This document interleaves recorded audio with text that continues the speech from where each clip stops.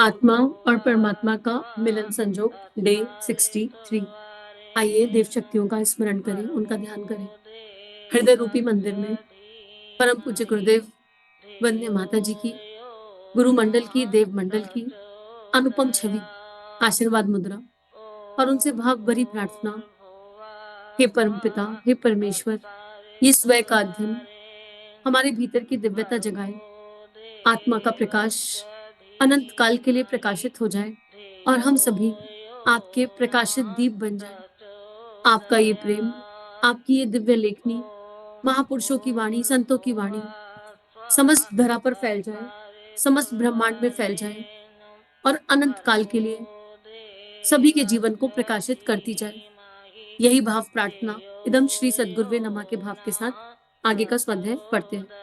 पिछले स्वाध्याय में गुरुदेव ने बताया कि हमको श्रम की कमाई खानी चाहिए और किसी भी तरह का हो, कैसा भी पैसा हो, लेकिन अगर उसमें सेल्फ एफर्ट नहीं लगे तो फिर जो जो हम वो अन्न खा रहे हैं उससे जो भी सामान आएगा वो हमें कंट्रीब्यूट नहीं करेगा। इसलिए हमको संग्रह के भाव से बाहर आ जाना चाहिए और संग्रह से के भाव से बाहर आने के लिए हमें लोभ से बाहर आना पड़ेगा, हर तरह के लोभ से बाहर आना पड़ेगा। और जो इंसान आत्मबोध में स्थित होगा, जिसकी आत्मा का प्रकाश जागृत हो जाएगा, वो वसुदैव कुटुंबकम के भाव के साथ ही जीवन जी पाएगा। वो ना मतलब उसके लिए नेक्स्ट टू इम्पॉसिबल होगा छोटा सोच पाना, संकीर्ण सोच पाना, मैं और मेरा तक सीमित रहना। उसकी आत्मा कलप जाएगी यहाँ पर अपने आप। तो इसी क्रम में गुरुदेव आगे समझा रहे हैं। गुरुदेव आगे कह रहे हैं, भगवान के उद्यान के रूप में संबंधित परिवार को कर्तव्यनिष्ठ माली की तरह सींचना संजोना बिल्कुल अलग बात है और बेटे पोतों के लिए मरते खपते रहना अलग बात। बाहर से देखने में यह अंतर भले ही दिखाई ना पड़े, पर दृष्टिकोण की कसौटी पर रखने पर जमीन आसमान जितना अंतर मिलेगा। मोहग्रस्त मनुष्य अपने कुटुंबियों की सुविधा संपदा बढ़ाने और इच्छा पूरी करने की धुन में उचित अनुचित, आवश्यक अनावश्यक का भेद भूल जाता है और घर वालों की इच्छा तथा खुशी के लिए वह व्यवस्था भी जुटाता है जो ना आवश्यक है ना उपयुक्त है। मोहग्रस्त के पास विवेक रह ही नहीं सकता। देखिए, गुरु वाक्य ब्रह्म वाक्य होता है और गुरुदेव कह रहे हैं मोहग्रस्त के पास विवेक हो ही नहीं सकता, पॉसिबल ही नहीं है। मतलब जैसे प्रेम और भय एक साथ नहीं रह सकते, ऐसे ही मोह और विवेक एक साथ संभव नहीं है। अब गुरुदेव यहाँ ये भी समझा रहे हैं इस पैराग्राफ में कि ऐसा नहीं है कि हमको श्री कमाना नहीं है, हमको पैसा कमाना नहीं है, हमारा उद्देश्य महान होना चाहिए, हमारा उद्देश्य दिव्य और श्रेष्ठ होना चाहिए। और अगर हम एक माली बन जाए और इस परमात्मा के उद्यान को सींचे तो खूब कमाए और खूब भगवान के काम में लगाए। हम उसको, उस धन को, उस श्री को अपना ना माने, उस पर अपना अधिकार ना माने कि ये मेरा है, ये मेरे लिए है और मेरे परिवार के लिए ये, और वही उसका उपभोग कर सकते हैं, बाकी कोई नहीं। जो भी इस देह के पास है वो एक भगवान के खेत में नौकरी करी, उस नौकरी के बदले में भगवान ने दिया है और उसको वापस भगवान के खेत में बोना है। परम पूज्य गुरुदेव जिस परिवार में जन्मे उसमें अनंत श्री थी, अच्छी श्री थी, लेकिन गुरुदेव ने उस श्री को क्या किया, सारी श्री को परमात्मा के खेत में गायत्री माता के चरणों में चढ़ा दिया। वंदनीय माता जी ने भी जो भी कुछ था सब भगवान के खेत में बो दिया और उसको अपना कभी माना ही नहीं। तो गुरुदेव यहाँ ये नहीं कह रहे हैं कि हम उपेक्षा कर दें, हम श्री कमाए ना, नहीं, हमें अपनी प्रतिभाओं को इस स्तर पर ले जाना है, इतने ऊंचे स्तर पर ले जाना है कि उन प्रतिभाओं के माध्यम से हम सोशली भी स्ट्रांग हो, इमोशनली भी स्ट्रांग है, मेंटली भी स्ट्रांग हो, फाइनेंशियली भी स्ट्रांग हो। ठीक है, और उस स्ट्रांगनेस, उस स्ट्रेंथ के साथ हम यूथ को ट्रांसफॉर्म करें, हम अपने आप को बदलें और जो भी स्ट्रेंथ हमें मिली है हम उन सबको समाज के खेत में बो दें, क्योंकि हमारे पास जो भी कोई प्रतिभा है वो हमारी नहीं है, वो परमात्मा की दी हुई है। यहाँ पर एक एग्जाम्पल, एक स्टोरी याद आ जाती है। एक माली था, भगवान का हर समय स्मरण करता था, कर्म कांड के उद्देश्य से कह सकते हो करता था, लेकिन करता अच्छा काम था, भगवान को याद करता था और पूरा समय भगवान को याद करके अपने बाग को खूब सुंदर बनाता था। उसमें इतने सुंदर, इतने फूल, इतनी दिव्यता थी कि जो आए वो खुश हो जाता था और माली की बहुत तारीफ करता था। तुमने कितना सुंदर बनाया है, यहाँ पर आकर मन खुश हो जाता है, आनंद हो जाता है, तरंगित हो जाती है आत्मा, ऐसे तुमने सुंदर फूल खिला रखे हैं। और माली बहुत खुश होता था, जब भी सुनता था तभी खुश होता था और कहता था मैंने थोड़ा ना किया, सब भगवान ने किया, मैंने थोड़ा ना किया, सब भगवान ने किया। पर अंदर अंदर प्रणेता विचार में वो बहुत प्रसन्न और आनंदित हो रहा था। अब क्या हुआ, एक दिन एक गाय का बछड़ा घुस गया। अब गाय का बछड़ा था, चंचल था, उसने शैतानी करी, उसने शैतानी करी, माली ने एक डंडा पकड़ा और उसकी इंटेंशन कुछ नहीं थी माली की, पर उसने डंडा पकड़ा और वो डंडा गाय के बछड़े को लग गया और वो बछड़ा वहीं की वहीं जो है देह त्याग गया, वो मर गया बछड़ा वहीं की वहीं। अब पहले तो माली बहुत घबराया, लेकिन उसके बाद क्या हुआ, उसके मन में भाव आया कि नहीं, ये मैंने थोड़ा ना किया, ये भी तो भगवान ने किया है, ये भगवान ने किया है, तो जब सब कुछ भगवान ने किया है, तो ये भी भगवान ने किया है। तो उसने अपने मन को समझा लिया कि ये मैंने नहीं मारा, भगवान ने मारा है। अब जब भगवान के खाते में गया वो बछड़े की मृत्यु का, तो भगवान जी ने जो है देखा कि भाई उसके इष्ट कौन है, तो उसके इष्ट इंद्रदेव निकले। तो भगवान जी ने इंद्रदेव को बुलाया कि भाई तुमने उस बछड़े को मार दिया उसकी देह से, तो तुमको इसका जो है सारा फल भुगतना पड़ेगा। इंद्रदेव ने कहा जी मैंने नहीं मारा, मैंने कैसे मार दिया, आपने मेरे खाते में क्यों डाल दिया? तो बोले नहीं, वो तुम्हारा भक्त है और वो तो कह रहा है कि मैंने तो किया नहीं, मेरे अंदर से मेरे भगवान ने किया, तो जो है और तुम उसके भगवान हो। अब इंद्रदेव बड़े चक्कर में पड़ गए कि ये ऐसे कैसे हो सकता है, ऐसे कैसे हो सकता है। तो इंद्रदेव ने कहा अपनी हायर अथॉरिटी को, नारायण को, कि मैं ना आपको सिद्ध कर दूंगा कि ये मैंने नहीं किया। तो उन्होंने कहा कैसे सिद्ध करोगे? तो इंद्रदेव ने कहा आप देखिए मैं क्या करता हूँ। इंद्रदेव रूप बदलकर माली के गार्डन में पहुंच गए। गार्डन में पहुंच गए। अब जब गार्डन में पहुंचे तो उन्होंने पूछा, गार्डन इतना सुंदर, इंद्रदेव ने खूब तारीफ करी, खूब तारीफ करी और उसको बोला, अरे तुमने तो कितना अच्छा काम किया, तुमने तो इतना अच्छा काम किया, तुमने तो इतना अच्छा काम किया। वो बड़ा खुश हो रहा था, वो हमेशा खुश होता था तारीफ सुन सुन के, बड़ा खुश हुआ, बड़ा खुश हुआ। हाँ बस भगवान की कृपा है, भगवान की कृपा है, ऐसे ही होता है, ऐसे ही होता है, ऐसे करता रहा खुश हो के। अब क्या हुआ, जब उसने सारा क्रेडिट उसका खुशी का ले लिया अपने ऊपर, तो जब उन्होंने इंद्रदेव ने उसकी तारीफ करते करते इस बात के लिए उसको कन्विंस कर लिया कि उसके मुंह से ये निकल गया कि ये सब मैंने किया, और फिर वो अपने हाथ दिखाने लगा, इन्हीं हाथों से मैंने ये बाग सींचा है, इन्हीं हाथों से मैंने इन फूलों को लगाया है, इन्हीं हाथों से मैंने ऐसा किया है। तो इंद्रदेव रूप बदले हुए थे, तो बोले और इन्हीं हाथों से तुमने वो बछड़ा मारा है, वो गाय का। अब वो यहाँ पर एकदम से चिल्ला उठ गया, बिछड़ बहुत जोर से बिखर गया, मैंने नहीं मारा, वो तो इंद्रदेव ने मारा, इंद्रदेव ने मारा। तो इंद्रदेव ना इंद्र रूप में प्रकट हो गए और बोले भाई जो अच्छा काम किया उसका क्रेडिट तो तेरे हाथों को चला गया, और जो बुरा काम किया वो तूने मेरे ऊपर डाल दिया। ये कौन सा तरीका है काम करने का? या तो सब कुछ मुझ पर छोड़ दे। पर ये बायसनेस कहाँ से आ रही है कि अच्छा किया तो हमने किया और बुरा किया तो भगवान ने किया? तो उसको अपनी गलती का एहसास हुआ, उसको समझ में आया कि मेरे समर्पण में कहाँ खोट थी। तो आवरण से तो लग रहा था समर्पण है, पर अंतःकरण पे मामला गड़बड़ चल रहा था। तो यही हम लोगों के साथ होता है और ये चेकिंग कोई कर नहीं सकता। ये चेकिंग केवल हमारा गुरु कर सकता है, या हम अपना सेल्फ एनालिसिस कर सकते हैं आत्मबोध और तत्वबोध में। तो यहाँ पर गुरुदेव यही कह रहे हैं कि भगवान के उद्यान को कर्तव्यनिष्ठ माली की तरह सींचना है। तो भगवान का उद्यान ये देह है, सबसे पहले ये देह है। इस देह में जितने भी रत्न है, इस देह में जितनी भी प्रतिभाएं हैं, उनको खूब सींचो, उनको खूब सींचो, पर कर्ता भाव से मुक्त होकर सींचो। उसके बाद उसमें फूल भी खिलेंगे, फल भी आएंगे और सब कुछ आएगा, और वो सब अपने आप समष्टि का हो जाएगा। लेकिन कहीं हमने ये मान लिया कि ये प्रतिभा हमारी है, ये सब कुछ हमारा है, तो फिर वहां गाड़ी ट्रैक से अपने आप नीचे उतरने लगेगी।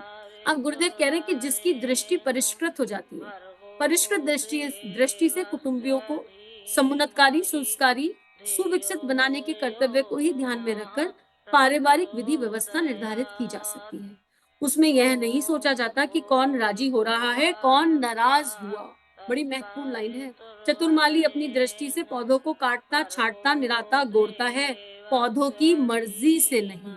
विवेकवान गृहपति केवल एक ही दृष्टि रखता है कि परिवार को सुसंस्कारी और सुविकसित बनाने के लिए जो कठोर कर्तव्य पालन करने चाहिए, उनका पालन अपनी ओर से किया जा रहा है या नहीं। इतना महत्वपूर्ण पैराग्राफ है, एक एक लाइन महत्वपूर्ण है। अगर हमारी दृष्टि बदल गई, अगर हमारी दृष्टि परिष्कृत हो गई और हम एक्चुअली परमात्मा के वो माली बन गए, तो फिर हमारा हर कर्तव्य कर्म समष्टि के हित के लिए होगा, परिवार के हित के लिए होगा। और परिवार का हित किसमें है? परिवार में सुसंस्कारिता जगाने के लिए, परिवार को सुविकसित बनाने के लिए। उस हिसाब से हम एक एक एक्शन लेंगे।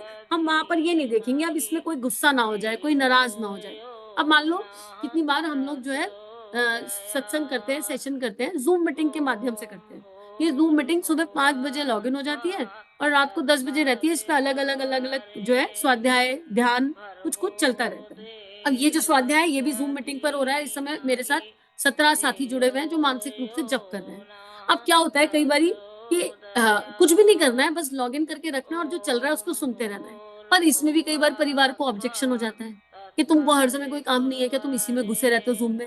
हम किसी का कुछ नहीं ले रहे हैं, हम किसी से कुछ नहीं कह रहे हैं, अपनी सारी जिम्मेदारियां निभा रहे हैं, अपने सारे कर्तव्य कर्म बना रहे हैं। बस हमने एक माध्यम बनाया कि हमारा चिंतन परमात्मा से हटे ना, हमारा चिंतन भगवान पे टिका रहे और हम भगवान का माली बन के काम करें। केवल एक ये अपने लिए व्यवस्था बनाई।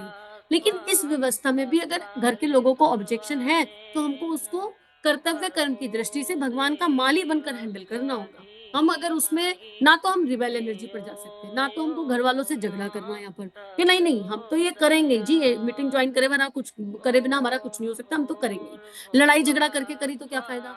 और ना हम यहाँ दब सकते हैं कि नहीं हम तो ज्वाइन नहीं कर रहे क्योंकि हम डर गए।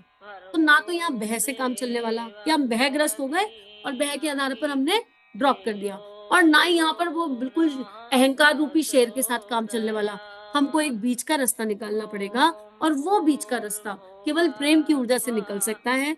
वो बीच का रास्ता केवल सद्भावना की ऊर्जा से निकल सकता है। वो बीच का रास्ता केवल उस एनर्जी से निकल सकता है जहां हम ये श्योर हो जाएं कि हमको अपना कर्तव्य करना है और परिणाम परमात्मा के हाथ में।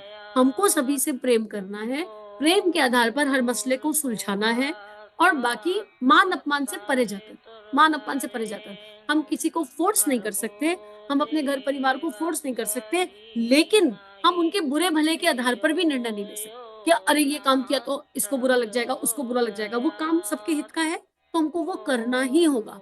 और ये जो है ना अध्यात्म का रास्ता, इसमें दो सही के बीच में से एक को चुनना पड़ता है। एक सही और एक गलत के बीच में से चुनना तो आसान है, सरल है, पर जब दो सही के बीच में से एक को चुनना पड़े तो कठिनाई आती है। क्योंकि अगर मैं केवल एक माँ हूँ तो मेरा बेटे के प्रति क्या कर्तव्य है, बेटी के प्रति क्या कर्तव्य है, वो मेरा सही होगा।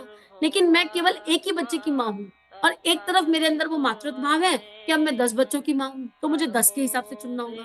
तो आ गई ना बात दो सही के बीच में से चुनाव करने की। तो गुरुदेव इसी एनर्जी का डेवलपमेंट चाह रहे हैं। तो गुरुदेव कह रहे हैं कि अपने आप चलो, प्रेम की ऊर्जा को उस लेवल पर विकसित करो, और पौधों की मर्जी से मत चलो। जहां पर कटाई छटाई चल रही है वहां दो, जहां डिसिप्लिन चाहिए वहां दो, जहां कठोरता होनी चाहिए वहां हो।